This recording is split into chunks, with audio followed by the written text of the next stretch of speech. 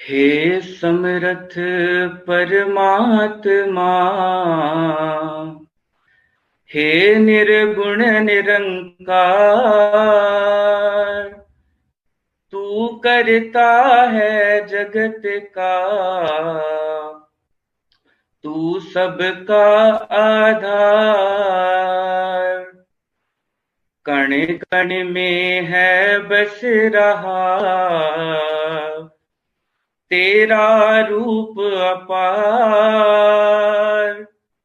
तीन काल है सत्य तू, मिथ्या है संसार। घट घट वासी है प्रभु, अविनाशी करतार।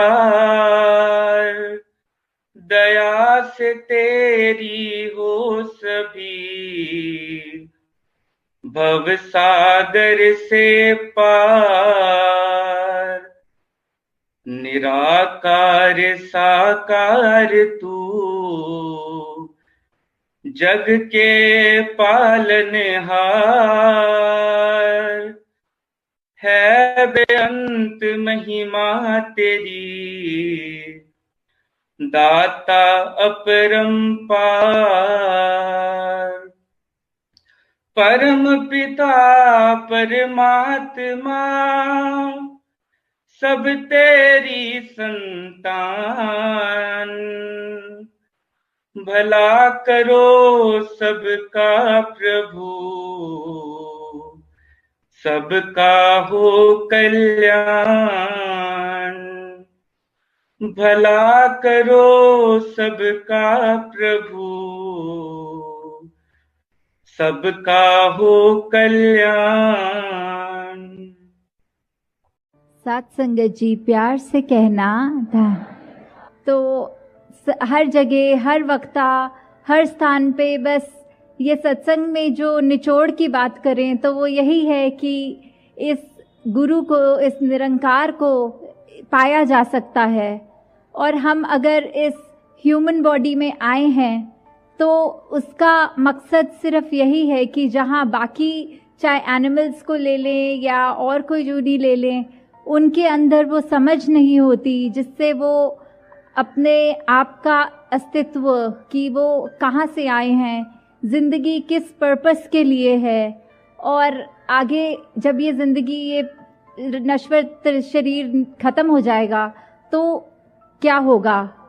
तो ये सब जो है, ये हम चाहे कोई भी पुराने शास्त्रों को उठा लें या अपने दिमाग से भी अगर लॉजिकली एनालाइज करके देखें तो यही पता लगता है कि इसी का जो परमात्मा रूप है, ये जो एंडलेस है, ये कतरे कतरे में है, और हम जो आत्मा हैं वो उसी की अंश हैं। तो अगर हम इस जिंदगी में जीते जीते ही इस निरंकार का असली रूप पहचान सकें, ये वही ब्रह्म ज्ञान है जो कुरुक्षेत्र के मैदान में श्री कृष्ण जी को मिला। ये वही ब्रह्म ज्ञान है जो रविदास जी, कबीर जी, मीराबाई जी, तुकाराम जी इत्यादि बहुत ही संत हैं हिंदुस्तान में भी और बाहर भी, जिनके नाम गिनने पे आए तो ख़त्म हो जाएगा समय। तो वो सबके जीवन में ऐसा ये क्या था जो उनको बाकी इंसानों से अलग ही थोड़ा सा ऊपर एलिवेटेड, श्रेष्ठ माना जाता था। हाँ जी, இந்த பொங்கல் நல்வாழ்த்து கொடுத்து மாதாஜி என்ன சொல்கிறாங்கன்னா, இந்த லீவான நாள்லேயும் உங்களுக்கு விடுமுறையான நாள்லேயும் நீங்கள் எல்லோரும் வீட்டில் இருந்திருக்கலாம், இல்லாட்டி நண்பர்களோட உங்கள் டைம் ஸ்பெண்ட் பண்ணியிருக்கலாம். ஆனால் நீங்கள் சத்சங் ரூபத்தில் இதை கொண்டாடணும்னு விரும்பினீங்க. இங்கே வந்ததில் எனக்கு ரொம்ப சந்தோஷம். அதே போல் மாதாஜி சொன்னாங்க, மகாபுருஷர் ஒரு வருடமும் சென்னை வரணும்னு கேட்டாங்க. ஆனால் இந்த வருடத்துலேயே இது 2வது முறை சென்னை தமிழ்நாடு வரா மாதிரி இருக்குன்னு சொன்னாங்க. அதே போல் சாத்சங்கத்து இந்த சத்சங்கம் வரதுக்கு ஒரு முக்கியமான காரணம் என்னென்னா, குரு நிரங்கார் என்கின்ற இந்த பரம்பொருளை தெரிஞ்சுக்கிறதுக்கு தான் சாத்சங்கத். இப்போ மற்ற ஜீவனங்கள்லாம் பார்த்தோன்னா, இந்த மிருகங்கள்லாம் பார்த்தோன்னா, அவங்களுக்கும் இந்த மனிதர்களுக்கும் இருக்கிற ஒரே வித்தியாசம் என்னன்னா, நம்மளால புரிஞ்சுக்க முடியும், நம்மளால உணர முடியும். அதே உணர்ச்சியை வச்சுதான் இந்த நிரங்கார், இந்த பரம்பொருள், எல்லோருக்குள்ளேயும் இருக்கிற இந்த பரம்பொருள், ஒரு பொருளுக்குள்ளேயும் இருக்கிற இந்த நிரங்கார உணர்ந்து நம்ம வாழ்க்கையை வாழணும். அதே போல்தான் சாத்சங்கத் இதே ஞானத்தை தான் குருக்ஷேத்திரத்துல அர்ஜுனனுக்கும், அதே போல ரவிதாஸ் ஜி, மீராஜி மற்றும் பல சந்துக்கும் குரு கொடுத்திருக்காரு. இந்த ஞானம் இருந்ததுனால தான் அவங்க வாழ்க்கை வித்தியாசமாகவும் ரொம்ப அழகாகவும் இருந்ததுன்னு மாதாஜி சொல்ல வராங்க जी। जिस तरह ये देखा जाता है कि अगर अभी जिक्र भी जिस तरह हुआ कि एक अंधकार रूपी कमरा है, तो उसमें चाहे कितना भी घना अंधेरा हो, सिर्फ एक छोटी सी कैंडल लाइट, एक वो छोटी सी आग इतनी रोशनी कर देगी, एक दीप इतना रोशनी कर देगा कि वो सालों साल का घना अंधेरा एक क्षण में जिस तरह वो अंधेरा नहीं रह जाता, वो उजाले का संग कर लेता है, तो इसलिए सब कुछ साफ साफ नजर आने लगता है।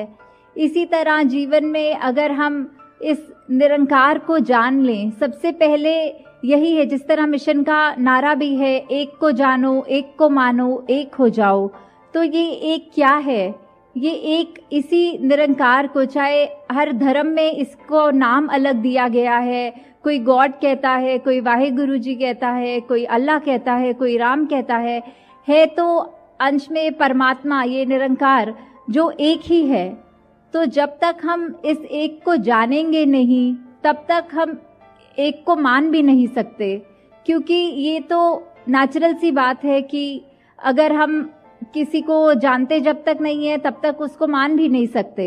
तो एक बार इसको जानना, इस ब्रह्म ज्ञान की प्राप्ति करनी ही सबसे ज़रूरी है, तभी हम मान भी पाएंगे और अंत में एक हो जाएंगे, कि इस एक में ही एक में खो जाएंगे।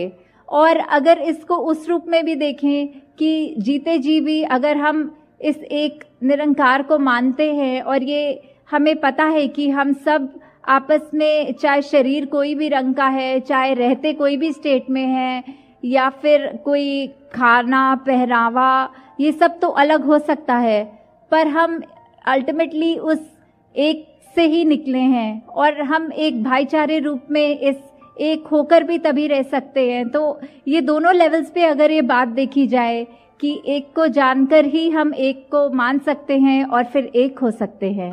हाँ जी।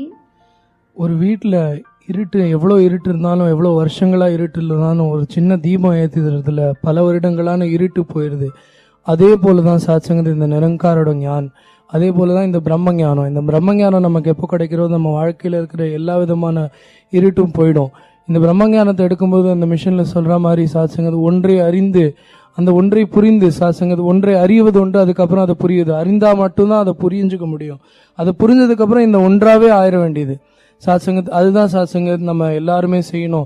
நமக்கு எப்போ இந்த விஷயம் தெரிஞ்சிருச்சோ, இந்த உடை, நம்ம சாப்பிட்றது, இதெல்லாம் பார்த்து நம்ம ஒருத்தருக்கு ஒருத்தர் வேறுபாடு வச்சுக்க மாட்டோம். இந்த வேறுபாடெல்லாம் தாண்டி நம்ம மனித வாழ்க்கையை வாழ்வோம் சாத்சங்கத். அப்பொழுதுதான் சாத்சங்கத், இந்த கடவுளை அறிஞ்சாதான் சாத்சங்கத் நம்மளால இந்த கடவுளை வேண்ட முடியும்னு மாதாஜி சொல்றாங்க जी।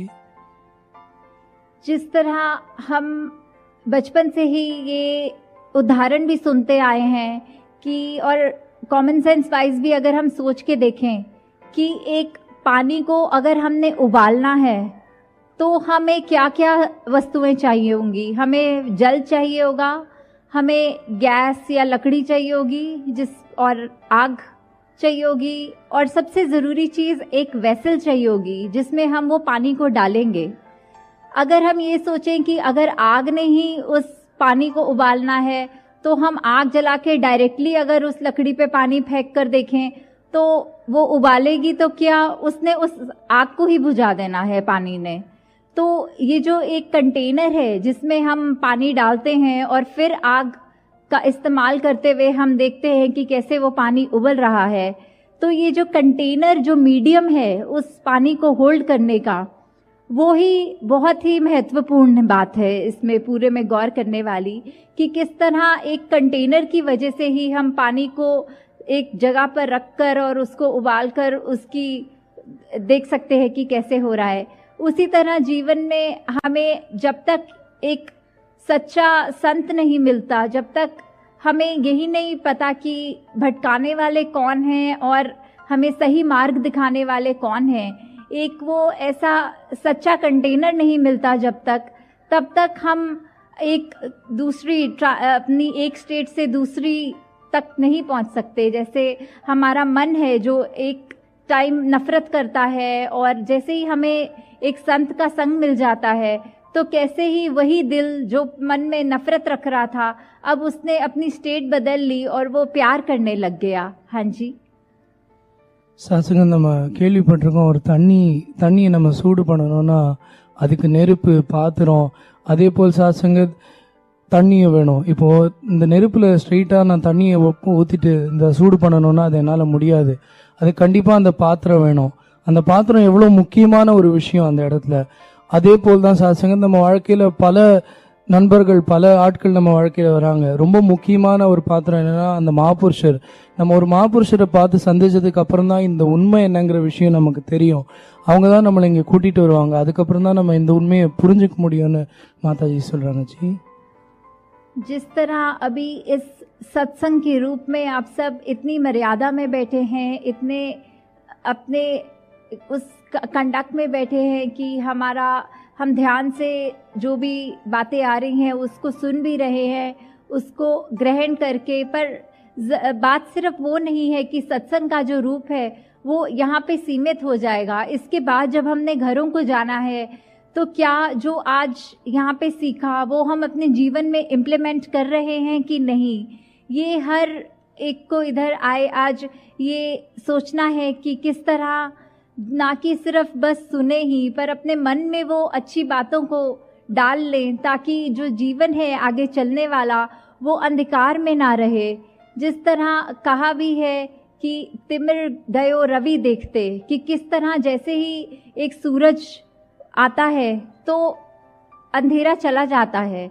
वही बात जैसे दासी कुछ देर पहले भी इसी टॉपिक पे बात कर रहे थे कि ये ऐसे ही होता है जब यहाँ आकर संतों की इतनी इनलाइटेंड बातें सुनते हैं, उनको अपने मन में बसाते हैं, तो जीवन भी हम निरंकार की कृपा से ऐसा ही अपना कायम करें कि हर कोई हमारे जीवन में इस तरह ये स्पार्क देखे और बोले कि इस व्यक्ति का जीवन बाकियों के जीवन से अलग क्यों है। तो निरंकार कृपा करे कि आप सबको जिस तरह ये दर मिला है, आप सब अपने जीवन में औरों को भी उस तरह प्रभावित करें कि किस तरह हम नैरो माइंडेडनेस को छोड़ के एक ब्रॉडर विजन रखें, हर चीज़ में विशालता रहे, नम्रता रहे, और ये गुण जो भी हम शुरू से सुनते हैं बचपन से कि एक ह्यूमन वैल्यूज़ जो एक होनी चाहिए, जो जिसकी वजह से ही एक इंसान को इंसान कहा जाता है। इंसान हम हैं इस शरीर में, तो सिर्फ ये ही नहीं है हमारी पैरामीटर कि हम क्योंकि 2 आँखें, 1 नाक और ये ऐसा आकार है तो इसीलिए ही हम इंसान नहीं हैं। अगर इंसान हैं तो वही बात मनुर्भव कि मनुष्य बनो, कि इंसान के शरीर में भी आके अगर इंसान बनने को बोला जा रहा है तो वो वही बात है कि वो जो ह्यूमन क्वालिटीज़ हैं जिसकी वजह से एक इंसान को इंसान असल रूप में कहा जाता है, वो सब हम अपने जीवन में डे टू डे लाइफ में वो क्वालिटीज़ रखें ताकि हम सच में ये बात ना ही सिर्फ अपने तक रख सके बल्कि जो भी हमारे कांटेक्ट में आए उस तक ये रख सके। हाँ जी, சாத்சங்கத் இந்த ஒரு சின்ன விஷயம் என்னென்னா, இந்த உலகத்தில் சாத்சங்கத் எந்த ஒரு விஷயங்கள் நடந்தாலும் சாத்சங்கத் அது நல்லெண்ணத்தோடு நடக்கணும். அதே போல் சாத்சங்கத் இங்கே வந்து நம்ம சத்சங்கில் உட்காந்து இந்த நல்லெண்ணங்களை கேட்டால் மட்டும் போகாது. இதை சாத்சங்கத் இங்கே மட்டும் ஆனந்தம் எடுத்தால் போகாது. நம்ம வீட்டுக்கு போய் சாத்சங்கத் நம்மளோட பழகிறவங்க கிட்ட நம்ம அந்த அன்போடையும் அந்த பாசத்தோடையும் பழகணும்னு மாதாஜி சொல்கிறாங்க. ஏன்னா சாத்சங்கத் மனிதனோட வாழ்க்கை வந்து அவன் மனுஷன் எப்போ கூறப்படுறான்னா அவன்கிட்ட அந்த மனித தன்மைகள், அன்பு, பாசம், பணிவு இதெல்லாம் இருக்கும்போது தான் அவன் மனிதன்னு கூறப்படுறது. இல்லைன்னா அவனை மனிதனாயும் மனிதன்னு கூறப்படுறது கிடையாது. அதனால இந்த விஷயங்களை நம்ம கிட்ட இருக்கிறவங்க, நம்ம ஃபேமிலியில் இருக்கிறவங்க எல்லாருக்கூடையும் நம்ம வந்து அன்போடையும் பாசத்தோடையும் பணிவோடையும் நடந்துக்கணும். அதே போல் இதெல்லாம் நடந்துக்கிட்டால் மட்டும்தான் சாத்சங்கத் நம்மளை மனிதர்கள்னு கூப்பிட முடியும்னு சாத்சங்கத் மாதாஜி சொல்கிறாங்க. ஜி, दिल्ली से तो निकले हुए 1 महीने से ऊपर हो चुका है, जिसमें राजस्थान, महाराष्ट्र, कर्नाटका, तमिल, केरला और भी अन्य कुछ जगहों को कवर करने का मौका मिला। और आज इधर फिर से तमिलनाडु आके आपके चरणों में रहकर भी बहुत जहाँ खुशी है। वहाँ और अभी आगे भी है कुछ दिनों का टूर, और उसके बाद 29 जनवरी को वापस तासीले दिल्ली जाना है। तो उसी तरह आपका हर जगह जहाँ भी सत्संग हुई है, यही भाव जो है वो देखकर दातार से यही अरदास निकलती है कि ये सत्संग रूप जो आपका है आज इस पंडाल में तक सीमित है। निरंकार कृपा करे कि आगे से आगे एक दूसरे को उत्साह देते हुए हमने इस संगत में भी इजाफा करना है। सात संगत जी धन्यकार। जी சாத்சங்கத் டெல்லியிலேருந்து கிளம்பி ஒரு மாதத்துக்கு மேலே ஆகிவிட்டது. சாத்சங்கத் இதற்கு இடையில் சாத்சங்கத் ராஜஸ்தான், கேரளா மற்றும் மகாராஷ்டிரா இந்த இடங்களெல்லாம் போயிட்டு சாத்சங்கத் இங்கே வந்ததில் ரொம்ப சந்தோஷமாக இருக்குது. அதே போல் திருப்பி 29ஆம் தேதி டெல்லி கிளம்புற பிளானில் இருக்குது சாத்சங்கத். நங்கார் எல்லாருக்கும் இந்த ஆசீர்வாதம் கொடுக்கணும், எல்லாருக்கும் இந்த ஆசீர்வாதம் கொடுத்து இந்த சின்ன இடத்துல மட்டும் இத்தனை பேரோட சத்சங்கம் செய்கிறத விட இன்னமும் மேல் கொண்டு சாத்சங்கத் இன்னும் அதிகமான நம்மளோட பிஹேவியர் சாத்சங்கத் நம்மளோட பழக்கங்களையும் நம்மளோட பணிவையும் பார்த்து இன்னும் இந்த மிஷன் பெருசாகணும்னு மாதாஜி கேட்டுக்கொள்கிறார். சத்சங்கத்தில் எல்லோரும் அன்போடு சொல்வோம்.